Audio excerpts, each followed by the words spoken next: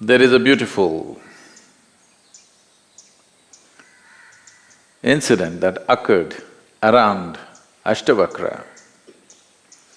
When Janaka Maharaj, the emperor, became enlightened. A rare thing, an emperor becoming enlightened. It's not only a rare thing, it is a fantastic thing because an enlightened ruler means many things to the people. There is no better blessing. So when it happened, Ashtavakra, his guru, as gurus are known to be always difficult. When you just think you found your way, they tell you that's not it. When Janaka thought he's enlightened and this is it, Ashtavakra said, that's not it, you have to go back and rule the kingdom because you may not want it, that's not the point. The point is people deserve an enlightened king. So, Janaka, whenever he found time, he made his trips to Ashtavakra's hermitage in the… little deep into the jungle. So, Janaka making regular trips to the hermitage. Obviously, because gurus are lonely people, you know.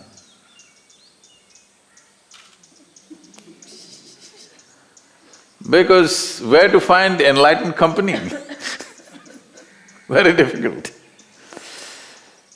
So, obviously, both of them enjoying a certain rapport, both of them enjoying each other's company, all the other disciples saw this, that Ashtavakra, the great being, seems to have a certain weakness for the emperor. Whenever he comes, they're chatting away, laughing together, this. These people who have left everything or they think they have left everything and come and they are here as sannyasis, not paying enough attention to them. But if you leave them 10 minutes with him, they won't know what to do next. So there's a little bit of resentment building up. Ashtavakra is conscious of it, he let it build up, because every build-up is a possibility. Something should build up, then only you can do something. If nothing builds up, that means there are dead people around, not live people. If live people are there, something must build up. Joy must build up, love must build up, ecstasy must build up, or at least resentment or hatred or jealousy, something must build up. Something is building up means we can do something with them. Nothing. What to do with them? So he let it build up and then this incident occurred. Janaka also came and he was sitting in the satsang at the back. And as the Ashtavakra was speaking something, suddenly a soldier burst into the satsang and without even looking at the guru, he ran to the emperor. With a loud voice he said, "The palace is on fire. You need to come right now." Janaka said, "Get out of here. How dare you run into the satsang without bowing down to my guru, you run here and shout some nonsense, just get out of here." And Ashtavakra continued with whatever had to happen. So Janaka just sat there, palace burning. Nobody's concerned here.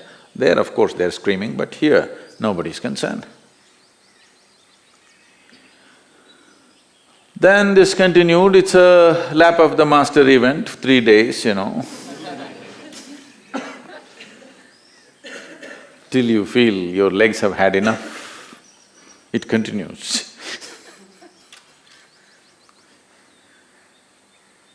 Then it was going on and one of the boys who is helping around in the ashram ran into the satsang and said, "A bunch of monkeys are playing havoc with these brahmacharis' clothes." The moment this boy said this, many of them got up and ran to save the clothing. What is their clothing? Not designer stuff, it is designer of course, but just a piece of loincloth, a piece of cloth. They ran to save those cloths and then they chased away the monkeys and recovered whatever they could and they came back. So Ashtavakra continued and then he said, "Here is an emperor, his palace full of wealth and people. Not only physical wealth, there are people, there are lives, people who are dear to him. Palace is burning, but he is concerned about breaking the rhythm of the satsang. You, who claim that you've given up everything in your life, for a piece of cloth, without even thinking you run out, without even looking at me, to save a piece of cloth. No, but we have only two, one we are wearing, one is there. The monkeys take it away, what do we do?" So we are in a more needy situation than the emperor. Maybe emperor can build another palace, but we… Well, you could learn something from Adam. There are lots of Adam's underwears in the trees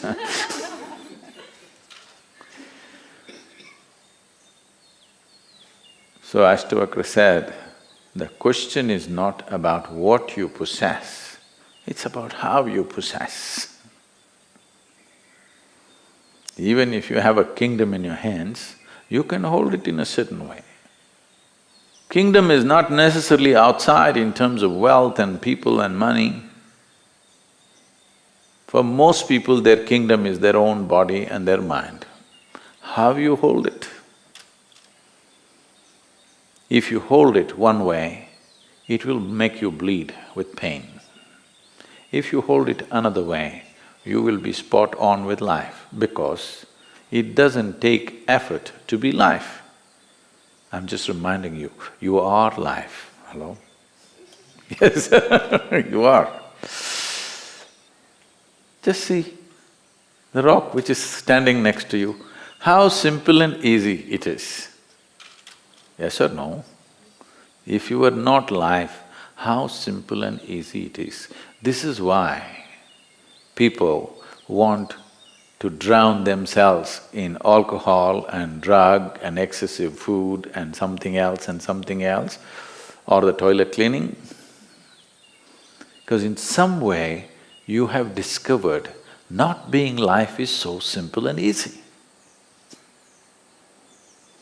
If you're not very alive, it's so simple and easy, just sit somewhere like a rock. But when the moment of death comes, you know you are life pretending to be something else, otherwise you couldn't die. That will become a point of inflection. So, we want you to be conscious. This is the reason why I'm constantly reminding you, you will die one day, you will die one day. I'm not wishing death for you. It's just that without my help it'll happen, I'm confident about that. I don't have to wish you death, you anyway will die. So constant reminder of death is just this, to make you know your life. You can't go about like this rock, you can't go about like a mechanical creature who can walk and talk and do everything that you can do, but cannot be alive. That's an important thing. Is it an important thing? No. If I can do what somebody can do, that's all that matters. It doesn't matter whether I'm alive or not, isn't it? If I can do things as good as somebody else, if I can be as successful as somebody else, if I can possess what somebody else has or nobody else has, that's good enough. For most human beings, that's good enough. So, in many ways, unconsciously they have understood the solution for life is not to be life. But that's not a solution, that's a deception. Because no matter what you do, even if you die, that proves your life. When you're alive, if you don't prove that you're life, when you die, at least you prove that you were life. Yes or no?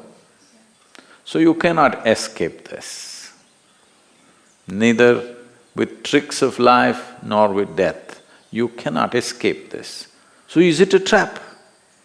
It is not a trap. It is a tremendous possibility.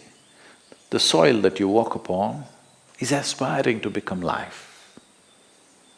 If there was no aspiration, it wouldn't stand up as a tree. There is… that which is not life is aspiring to become life. Otherwise, nothing would happen in the universe. Everything is aspiring to become life and become the peak of life. You can call this evolutionary process, you can call this whatever you want, but essentially everything that is not life is aspiring to become life. Everything that is life is aspiring to become a higher life. This is not a teaching, this is not a scripture, this is not somebody's ideology, this is the way. Life is always… this aspiration is there. The only way you can quieten it is by pretending to be not life or by getting enlightened. Both these things will do the same.